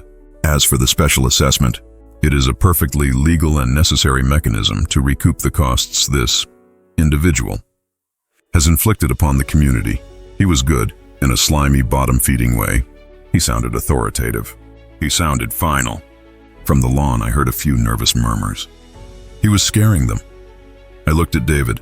He gave me a tiny, almost invisible nod. "My turn." David stepped forward. "Mr. Fairfax, thank you for that summary. David Chen again. Before we dive into the fascinating world of covenant law, I have a simple procedural question. I am, as I'm sure you are, a stickler for the rules. I'm deeply concerned about a potential conflict of interest." The speakerphone was silent for a beat. "A conflict?" Fairfax said, his voice suddenly wary. "What are you talking about, son?" "I have no conflict here. I represent the association." "Of course you do," David said, his voice like silk. "But the problem is you're not just threatening to sue Mr. Jensen. You're threatening to sue his company.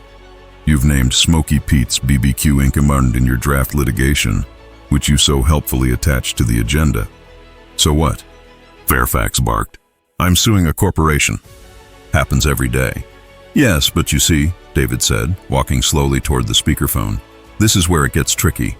My client, Mr. Jensen, is the founder and chairman of that company. And he's also, well, he's a man of many interests. As I believe are you, Mr. Fairfax." Carol was looking back and forth, her face a mask of confusion. "What is this? What are you talking about?" "Mr. Fairfax," David said, ignoring her. "Are you a fan of barbecue?" The question hung in the air, so bizarre, so out of place that the entire room and the entire lawn went dead silent. "What?" Fairfax growled. "What the hell does that have to do with anything?" Just a yes or no question, sir, David said. Of course, I enjoy barbecue. This is ridiculous. I'm so glad, I said, stepping forward for the first time. My voice was calm, friendly, and loud enough for the speakerphone to pick it up clearly. Arthur? I said, is that you? Arthur Fairfax? The speakerphone crackled. There was a pause. The gruff professional bark was gone. The new voice was confused, hesitant. Yes? It said. Who is this? It's Mark, I said. Mark Jensen. You know, from Smoky Pete's? The guy who signs the checks for the governor's cup. The silence that followed was the most profound, most absolute, most perfect silence I have ever heard in my life. It was the sound of a man's entire professional and personal life colliding at 100 miles per hour. From the lawn, I heard a single whispered, "Oh, damn." The silence on the speakerphone was a living thing. It was thick, heavy, and full of the sound of a man's two worlds colliding. I could picture Arthur Fairfax in his study, the phone clutched in his hand, his blood running cold. When he finally spoke, his voice was unrecognizable.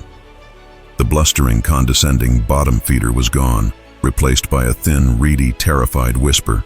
"Mark?" He stammered. "Mark Jensen, the Smoky Pete's Mark Jensen."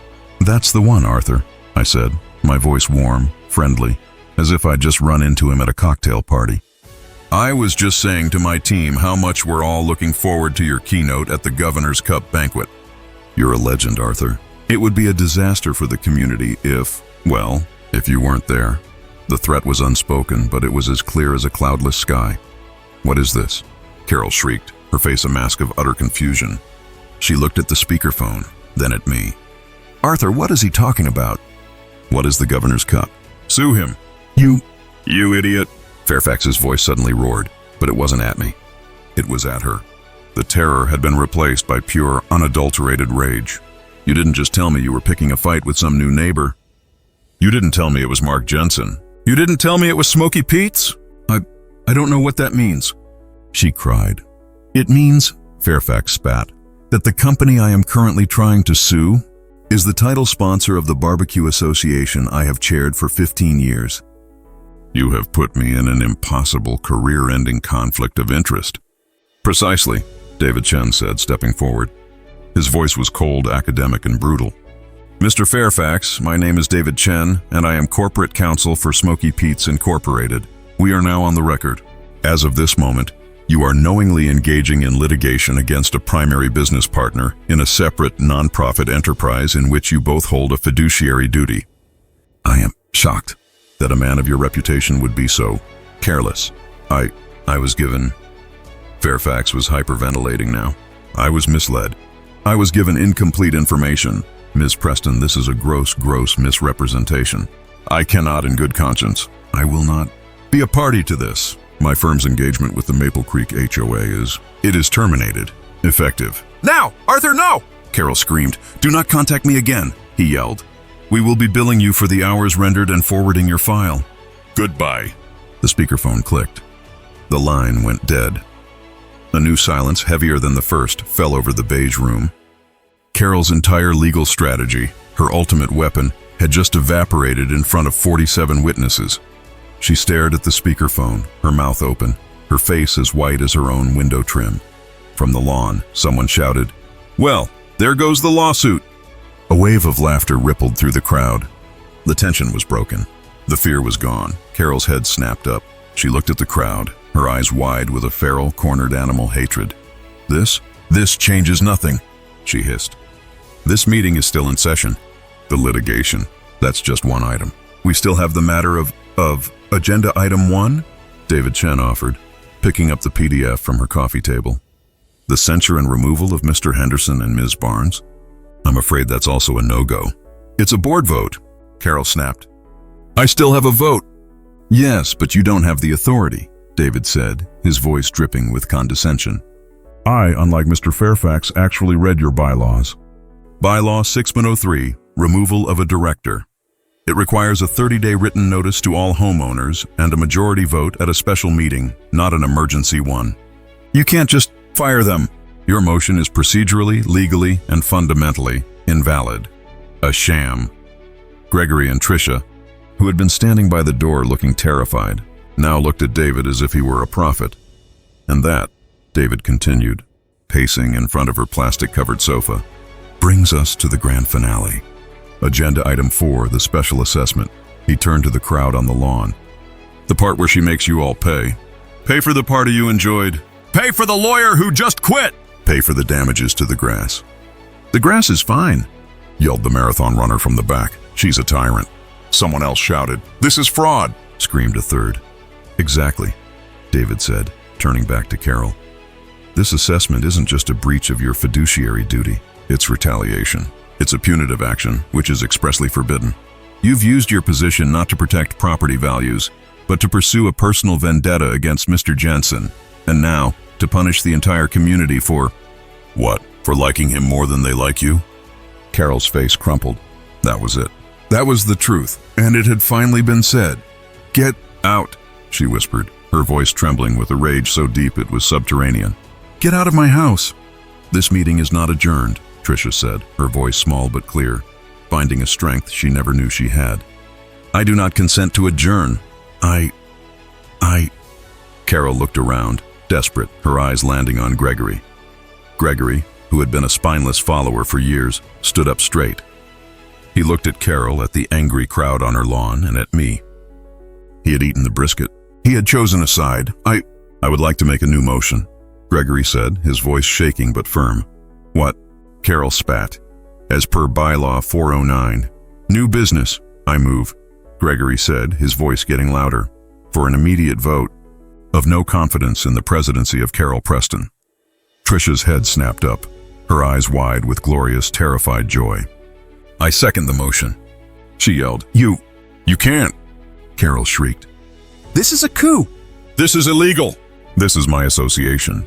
It's not your association, Carol, I said, speaking for the first time since the phone call. It's ours, and we're tired of you. A vote has been called and seconded, Gregory shouted, finding his inner lion. The board consists of 3 members, myself, Tricia, and Carol, all in favor of no confidence. He raised his hand high. Tricia raised her hand high. They both turned 2 against 1 and stared at Carol Preston. The crowd on the lawn was chanting now. Vote, vote, vote. Carol looked at Gregory's hand. She looked at Tricia's hand. She looked at me, and I just gave her a small, sad, pitiless smile. Her entire beige-colored world, her kingdom of rules and fines, had been dismantled in her own living room in less than 20 minutes. She had lost her lawyer. She had lost her authority. And now she had lost her crown. She didn't say a word. She didn't have to. The vote was 2-1. Her shoulders slumped. The rigid hairsprayed armor dissolved. She looked for the first time like what she was. A small, petty, and deeply unhappy woman who had just lost the only thing she had. The motion carries, Gregory said, his voice cracking with the gravity of it. Carol Preston is removed as president. The words removed as president hung in the beige room, absorbing all sound. For a moment, nobody moved. The cheering from the lawn, which had been a raucous vote. Vote, vote! He died into a sudden, shocked silence as the gravity of Gregory's announcement settled. They had come for a protest. They had accidentally witnessed a beheading. Carol Preston stood motionless. Her face was a blank white canvas. The rage was gone. The panic was gone, replaced by a terrifying, hollow calm. It was the calm of a city after the nuclear flash, right before the shockwave hits. She didn't look at Gregory or Tricia. She looked past them, through them. Her entire, carefully constructed world of rules, binders, and petty tyrannies had been vaporized. Then, slowly, her eyes swiveled and locked onto mine. In that look, I saw no defeat. I saw a promise. It was a cold, pure, undiluted hatred that went far beyond bylaws or smokers. I had not just beaten her. I had unmade her. I had taken her kingdom and given it to the peasants. And in her eyes, I saw the vow that this would not stand. Get out, she whispered, her voice a dry rattle. David Chen, ever the professional, snapped his briefcase shut. I believe this meeting is adjourned. Not yet, Gregory said, his voice still shaking. But he was standing tall now. He was high on the adrenaline of the coup. He turned not to Carol but to the crowd on the lawn. As acting president, he announced, his voice cracking, I have one more motion. He looked at Tricia, who nodded, her eyes shining with tears. I moved to formally and permanently rescind all proposed fines and the so-called special assessment related to the Community Fund Day. All in favor? Aye. Tricia yelled. Aye! Gregory said. The motion passes. He roared. The fines are gone! This was the moment the dam broke. The crowd on the lawn didn't just cheer. They erupted. It was a primal, joyous, cathartic explosion of sound. Men were hugging. Women were crying. The marathon runner who had cried at my brisket was now openly sobbing with joy. They had won. Their mortgages were safe from their own president. And one more thing. Tricia shouted over the noise, stepping onto the porch so they could see her. I move that the board issue a formal apology to our neighbor, Mr. Mark Jensen, for the harassment he has endured. And to thank him for the best damn party this neighborhood has ever seen. I second it, Gregory screamed. All in favor? Aye! The roar from the crowd was deafening. It was a wave of pure, unfiltered gratitude, and it was the final devastating nail in Carol's coffin.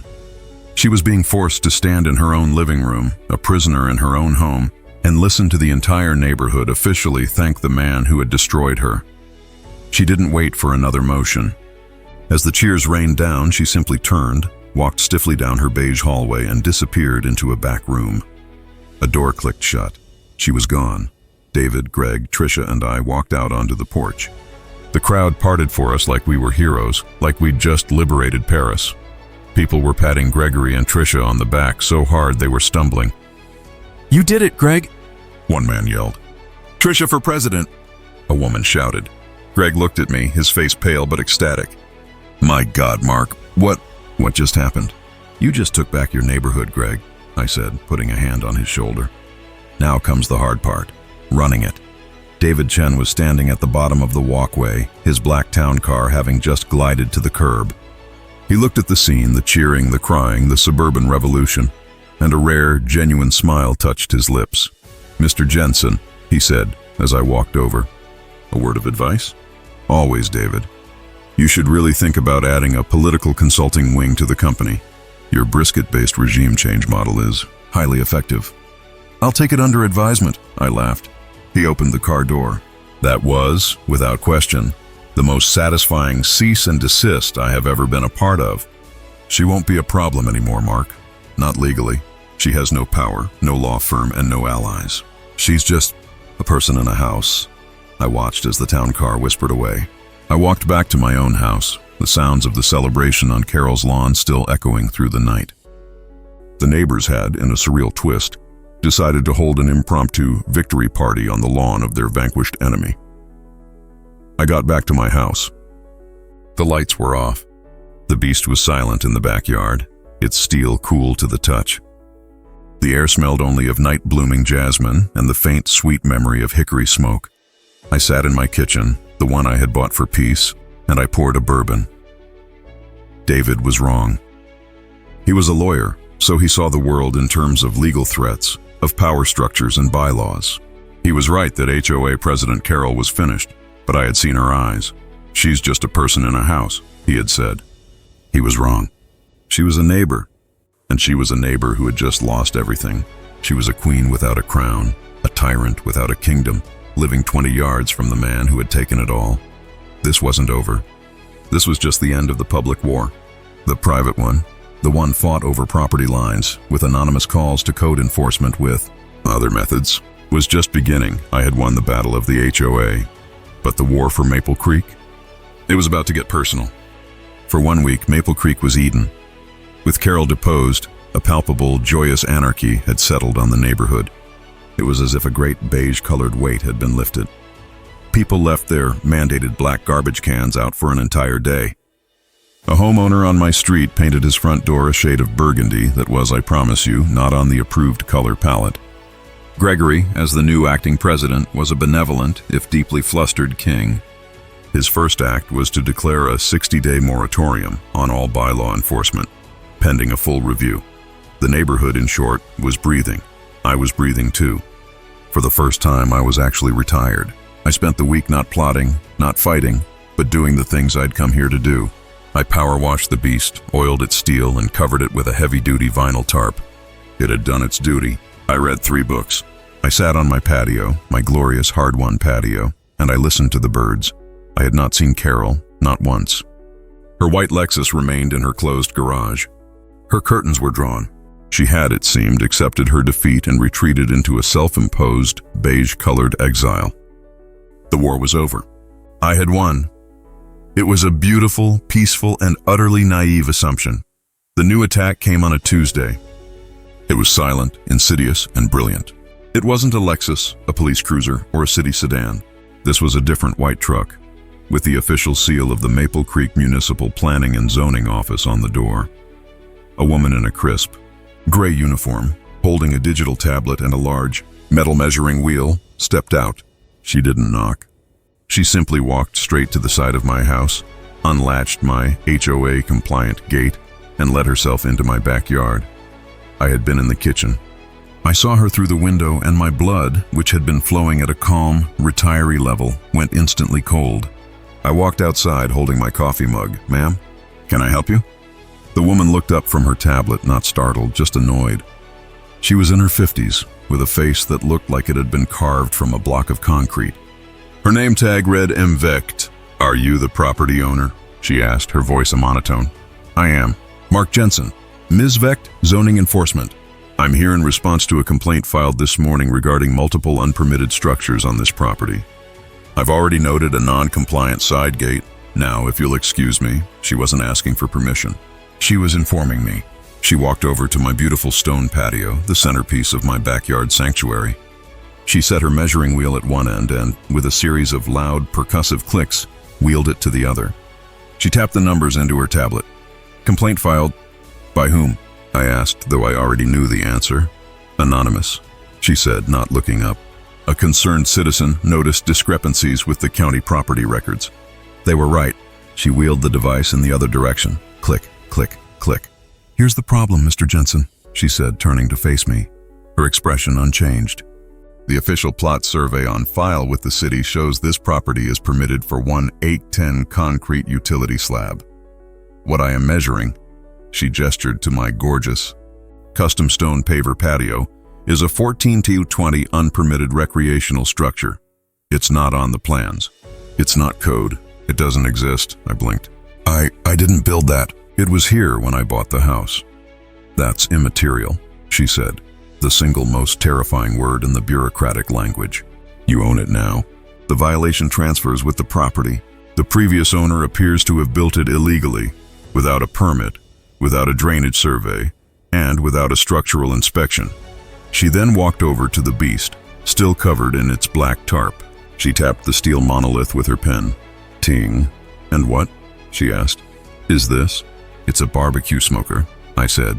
"It's an uncertified solid fuel cooking appliance," she recited, as if reading from a script. "And it is sitting on this," she pointed down, "which appears to be a secondary unpermitted slab, also not on the survey. This entire installation, it's a teardown violation." A teardown?" Ms. Vecht finally looked me in the eye. There was no malice, no anger. Just the pure, cold, joyless light of absolute procedure. "You have 30 days to remediate the violation, Mr. Jensen." "Remediate? What does that mean? I file for a permit retroactively?" "No," she said, a faint, tiny smile touching her lips. The smile of a cat who has a mouse by the tail and doesn't even have the energy to eat it. "You can't get a retroactive permit for a non-compliant structure. Remediate means you must return the property to its original permitted state. You must demolish the 1420 patio. You must remove all stone. You must remove the secondary slab. And you must remove this appliance from the premises." I stood there, the coffee mug in my hand. She was telling me I had to destroy my own backyard. "The very place I had won the war," I said, my voice barely a whisper. "The anonymous complaint." "This is not an HOA matter, Mr. Jensen," Ms. Vecht said, as if I were a child. "The HOA has no jurisdiction here. This is a city matter. The HOA can't save you from this. The city's bylaws supersede theirs, and I assure you, we do not grant moratoriums." She had done it. Carol had lost the HOA, so she had gone over their heads. She had found a higher, more powerful, more unfeeling authority. She had weaponized the city's zoning code.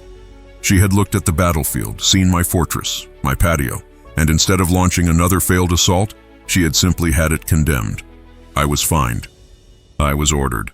I was, in the eyes of the city, a criminal. Ms. Vecht tore a sheet from a printer on her belt. It was a formal notice of violation with a bright, offensive red border. She handed it to me. 30 days, Mr. Jensen, or the city will remediate it for you and bill you for the privilege. And I assure you, you do not want that. She turned, walked out of my gate, which she noted will require a standard hinge set on her way out, got in her truck and drove away. I was left alone in my backyard, holding a piece of paper that was, in its own way, more devastating than any beige envelope. This wasn't a cease and desist from a petty tyrant. This was a demolition order from the law. I looked at my patio, my sanctuary, my peace. I crumpled the paper in my fist. I looked up, and I saw her. Not on the street, not in her yard, but in the upstairs window of her house 2 streets over. It was just a flash, but it was unmistakable. She was wearing her bright yellow battle pantsuit. She wasn't holding a megaphone. She was holding a pair of binoculars. She lowered them from her face, and even from that distance, I knew she was smiling. The legal war was over. The structural war had just begun. I sat in my silent, peaceful kitchen, the crumpled demolition order from Ms. Vecht on the counter. It was a declaration of war I couldn't win. This wasn't a popularity contest I could win with brisket. This wasn't a legal battle I could win with corporate blackmail. This was a fight against math. It was a fight against city code. The patio was either permitted or it wasn't. And according to the city, it wasn't. Carol had won. She had found the one fight I couldn't win. She had found the one unmovable object, the bureaucracy of the zoning office, and she had aimed it right at my head. I stared at the violation notice. Discrepancies with the county property records, Ms. Vecht had said. The violation transfers with the property, she'd said. I thought back to when I bought the house, just a few short months ago. It had been a cash purchase, but I wasn't a fool. I had a team. I had lawyers. I stood up. I walked out of the kitchen, past the living room, and into my home office. I had barely used it. In the corner was a row of simple black filing cabinets. I opened the one marked personal and then the drawer marked Maple Creek. I pulled out a binder. It was 3 inches thick, bound in black leather, and prepared by the real estate law firm that had handled the closing. It was my closing book. It was the most boring book in the world, and I had never been so happy to see one.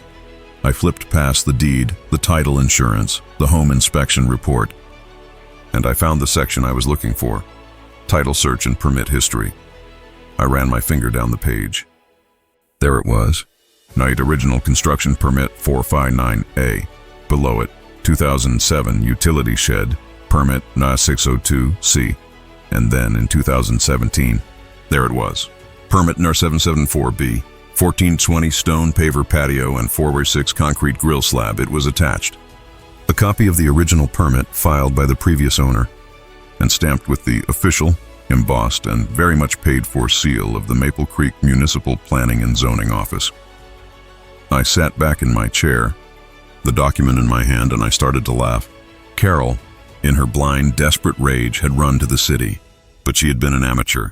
She had likely used the city's public-facing online portal, the one that was only updated every few years and was riddled with errors. She had found the original 1998 plot plan, saw it didn't match what was in my backyard, and filed her anonymous complaint. She had done the research of a Karen I, on the other hand, had the receipts from the research of a CEO. My legal team, as part of the sale, had done a full deep dive permit search, pulling the actual archived hard copies from the city vault. The patio wasn't illegal. It was just poorly filed. Ms. Vecht wasn't a villain. She was just a bureaucrat working with the bad data her concerned citizen had given her. I did not call my lawyer. I did not call Greg. I did not for a second think about calling Gus. I simply took the stamped 2017 permit, put it in a manila folder, and got in my car. I drove to the municipal building. It was a concrete and glass box of joyless efficiency. I walked into the planning and zoning office.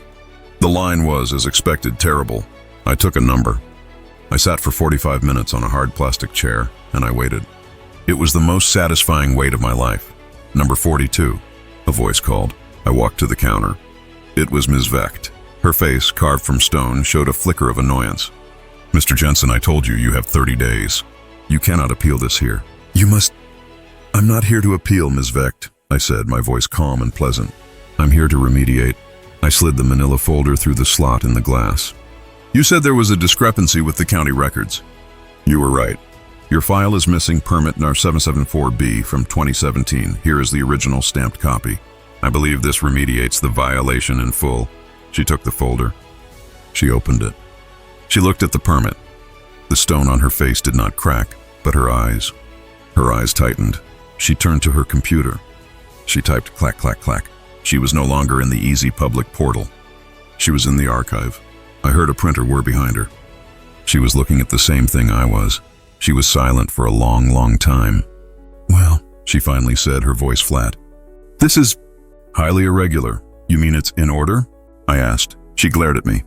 She took a large, heavy red ink stamp. She pulled out the bright red notice of violation from my file, the one she had issued with such grim satisfaction. She positioned the new stamp over it. Ka-chunk. She stamped it. The new black ink read, Void, clerical error. Your property is in compliance, Mr. Jensen, she said, her voice sounding like it was being dragged over gravel. A clerical error in the assessor's office. We will update the digital record. Thank you so much for your time, I said, my voice dripping with sincerity. You've been so helpful. Could I possibly get a copy of that voided notice? Just for my records. She tore it off, slid it to me, and called, Number 43. Without another word, I walked out of the municipal building, the void stamp feeling like a trophy. I got back in my car and drove home. As I pulled onto my street, I could feel her. The binoculars. I knew she was in that window watching. She was waiting for the jackhammers. She was waiting for the sight of my despair. I parked my car. I got out. I walked to my backyard. I didn't look at her window. I didn't have to. I took the void notice and I took the original 2017 permit. I went into my garage and laminated them back to back in heavy-duty plastic. Then I walked to my side gate, the one Ms. Vecht had said was non-compliant.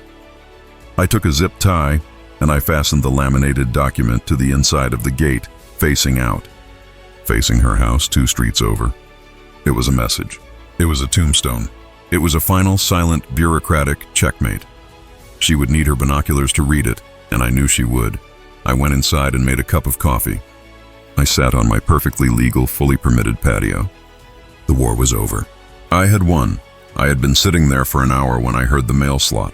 I went to the front door. On the floor was a single beige-colored envelope. My heart didn't stop. It didn't even speed up. I was done with those. It was from the Maple Creek HOA. It was on new letterhead. Gregory's name was at the top. I opened it. It was a short typed note. Mark, first off, thank you again. The neighborhood hasn't felt this good in years. Second, we on the board, Tricia and I, we're wondering, we want to do the community fun day again, but make it official this time, the right way. We were wondering if Smoky Pete's BBQ would be, willing to be the official sponsor for the event. I held the letter in my hand. I looked out the window. Across the street, my neighbor's burgundy door was shining in the afternoon sun. I looked back at the letter. HOA Karen tried to shut down my BBQ, didn't know I owned the restaurant chain sponsoring their event. I smiled, picked up my phone, and dialed a familiar number. Hey Gus, I said. I've got a new gig for you. And this time, I want you to bring everything.